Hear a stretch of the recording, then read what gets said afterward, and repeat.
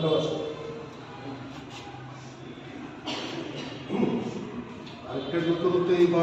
স্বরাষ্ট্রমন্ত্রী যখন এখানে এসেছিলেন তখনও কিন্তু উত্তর পূর্ব ভারতের ড্রাগের সমস্যা নিয়ে উনি আলোচনা করেছেন এবং উনি তখনও আলোচনার মাধ্যমে আমরা দেখেছি, আপনাদের মাধ্যমে আমরা শুনতে পেরেছি বা আমরা জানতে পেরেছি যে উত্তর পূর্ব ভারতের যে ড্রাগের সমস্যা সেটা নিয়ে সত্যিকারের অর্থেই ভারত সরকার চিন্তিত।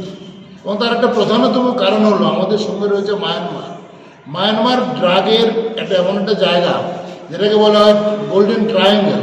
সেখান থেকে সেই ড্রাগ আসে এবং আমাদের রাজ্যে প্রবেশ করে এবং সেখানে আস্তে আস্তে আমাদের রাজ্যের 14 থেকে 30 বছর পর্যন্ত ছেলে মেয়েদের কিন্তু এই ড্রাগের আসক্তিতে এমন জায়গায় পৌঁছে দিচ্ছে যারা শারীরিকভাবে মানসিকভাবে ওরা আক্রান্ত হচ্ছে, ওদের শৈশব যেমন চলে যাচ্ছে, ওদের কৈশোর যেমন নষ্ট হচ্ছে, তেমনি ওদের পড়াশোনা স্বাস্থ্য নষ্ট হচ্ছে। সেগুলিকে মাথায় রেখে আমরা 25 তারিখে আমরা একটা র্যালি করব, প্রভাত ফেরি সকালবেলা। আমাদের এই অঞ্চলের সমস্ত ছেলে মেয়ে বড়রা ছোটরা সেই র্যালিতে অংশগ্রহণ করবে। আমরা প্রতি বছরই করে থাকি, এবার আমরা এই বিষয়টাকে একটা ভিন্ন মাত্রা আমরা দিতে চলেছি। তারপরে এই র্যালিটি আরম্ভ হয়ে আমরা সেদিনই 25 তারিখে আমরা দুপুর 12টায় আমাদের মূল অনুষ্ঠানের উদ্বোধন অনুষ্ঠান আমরা আয়োজন করেছি।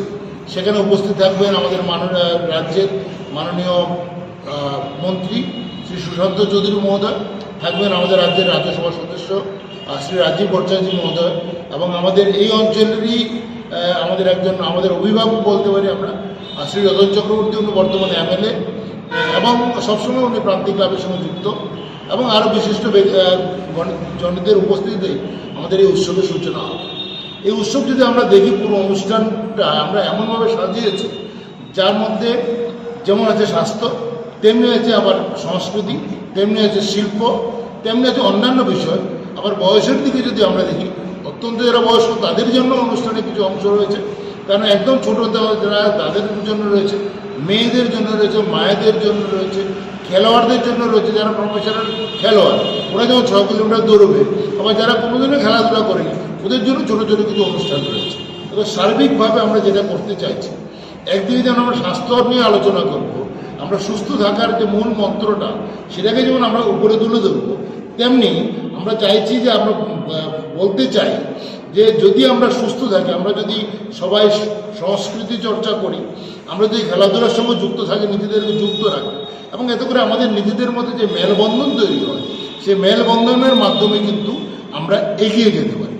আমাদের গত কয়েক বছর ধরে আমরা যেটা লক্ষ্য করছি যে স্বাধীনতার 75তম বর্ষের পরবর্তী সময় থেকে দেশের সরকার চাইছে আগামী 100 বছর যখন আমরা পৌঁছব, অর্থাৎ কিনা 2047 সালে ভারতবর্ষের উন্নত দেশে পরিণত হোক এবং সেটার জন্য সবার আগে দরকার হিউম্যান রিসোর্স বা মানব সম্পদ। এবং সেই মানব সম্পদ তখনই গড়ে উঠবে যখন আমরা সবাই একসঙ্গে হাতে হাত মিলিয়ে চলতে পারবো। এবং প্রান্তিক উৎসব এই ধারণাটাকে সামনে রেখে আমরা এগিয়ে যাচ্ছি।